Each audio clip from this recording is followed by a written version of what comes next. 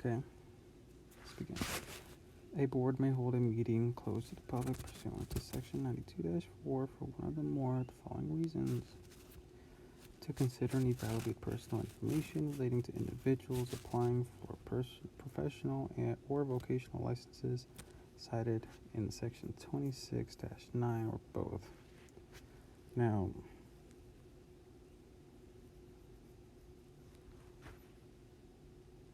okay, that's fine.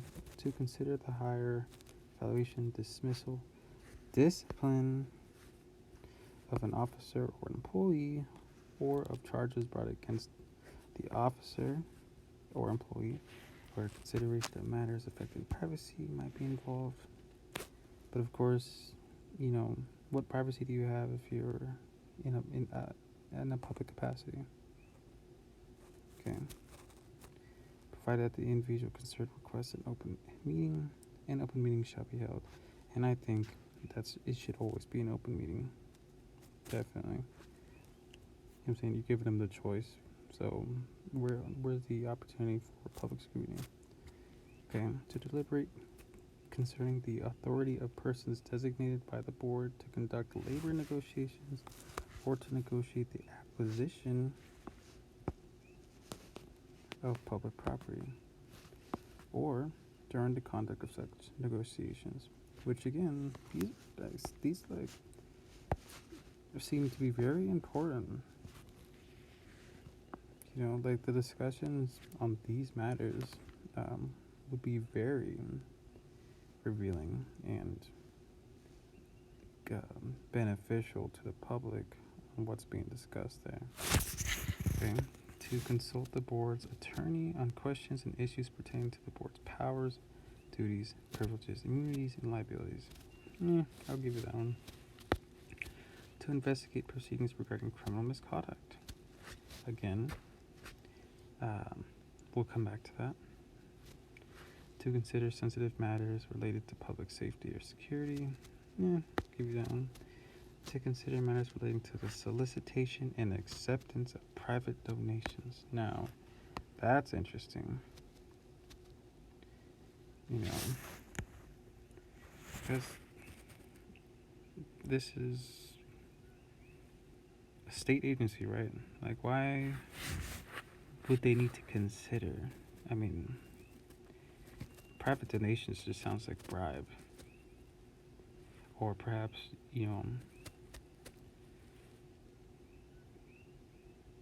I don't know, I'm just thinking likely that there's going to be some attachments to those donations. But either way, like, this state should be funding you. You shouldn't be needing private donations. Leave that to the nonprofits, right?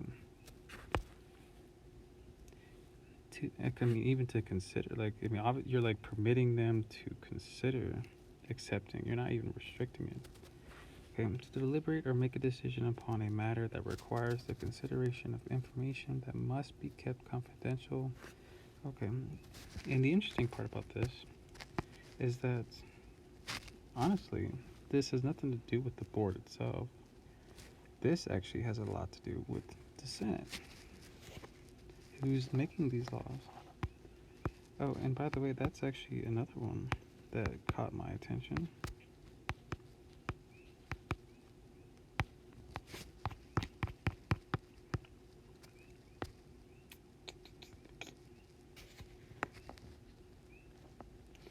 (92-10).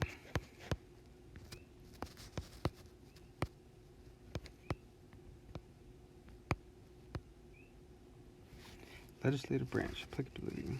Notwithstanding any provisions contained in this chapter to the contrary, open meeting requirements, basically none of this applies to the legislative branch. Because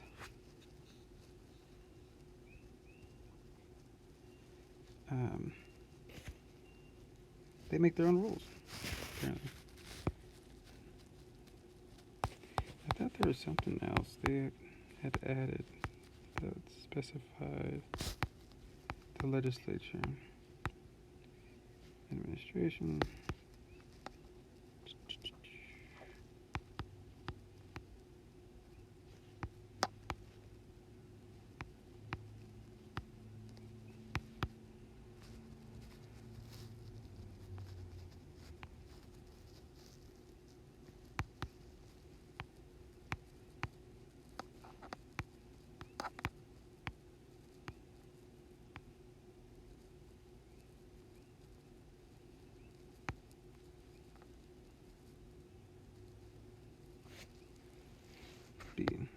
no instance shall the board make a decision or deliberate toward a decision in an executive meeting on matters not directly related. Okay, yeah.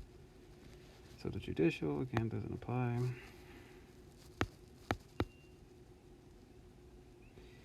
And all of these functions.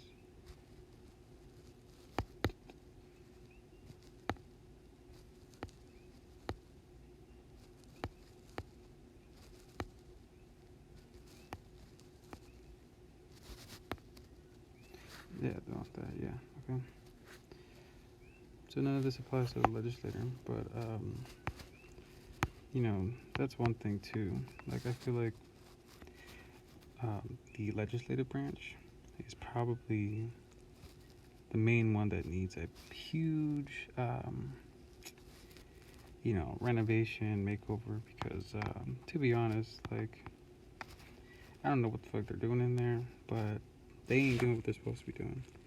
I feel like your whole job is to make laws, and it's like a prerequisite that these laws that you make are supposed to be in compliance with the state constitution and the federal constitution. It's embarrassing. I've not seen so many laws. Everywhere I look, there's like repealed. Like,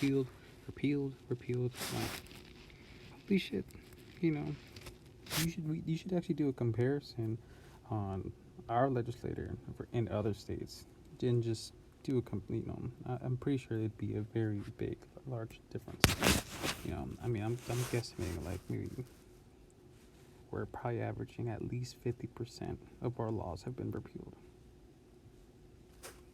not amended, completely repealed, and then they remove it too. So you can't even see. Maybe you should. I'm sure there's a way you can actually find out what the law was, but initially, like on its face, like it's probably embarrassing. That's why they had to repeal it. But the fact that it's like it got all the way to being a law, through all of those, the Congress and Senate, right? Like it went through the whole process and actually became applicable. Just to get repealed, it's like is no one fucking doing their job? Or does everyone just have ulterior motives? Like there's definitely intent. And of course it'd be revealing what their intentions are behind these fucking laws, right? Like, anyway. Enforcement. See, right here. Okay. The Attorney General and the prosecuting attorney shall enforce this part. The circuit courts of the state shall have jurisdiction to enforce the provisions of this part by injunction or appropriate remedy. Any person may commence a suit in circuit court and blah blah blah, which prohibit. Let's finish that one.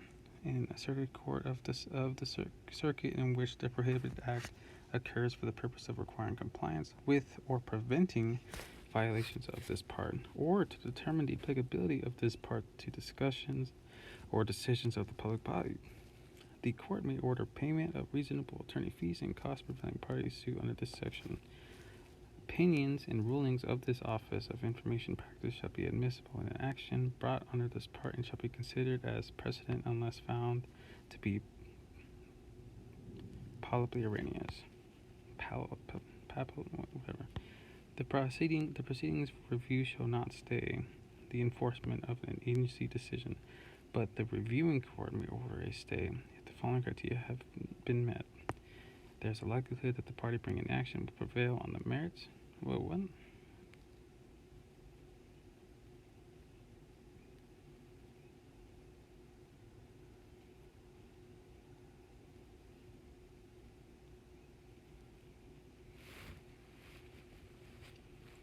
What is a stay?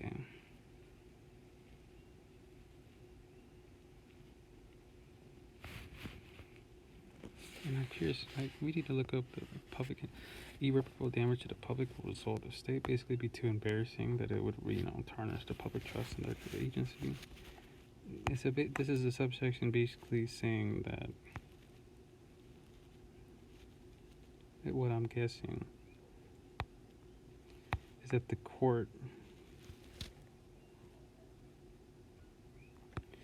reviewing court may order a stay if any of these criteria is basically the severity of the case, the likelihood that they're going to win the case, what I'm saying?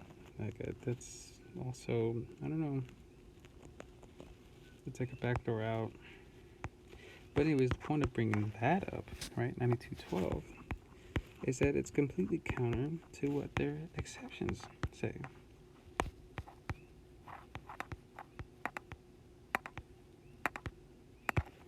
Right? 92-5, subsection 5, to investigate proceedings regarding criminal misconduct. Right?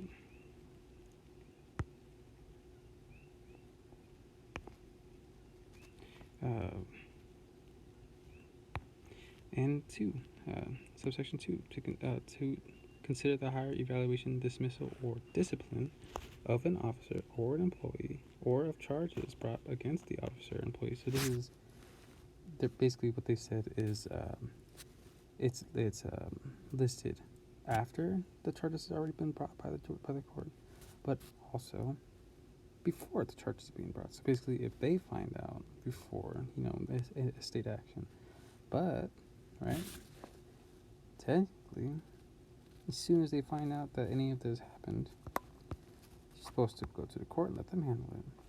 And again, public scrutiny. Like, you can't say that you're about like offering public scrutiny and saying that you're all about being as open as possible, when these are the things that the public needs to know about, right? You can't limit like what they scrutinize. That's that's misleading and deceptive, and that's not satisfying. And this is the unofficial one. I'm pretty sure the official one says the same thing. This one just had. And why do they even have an unofficial one, by the way?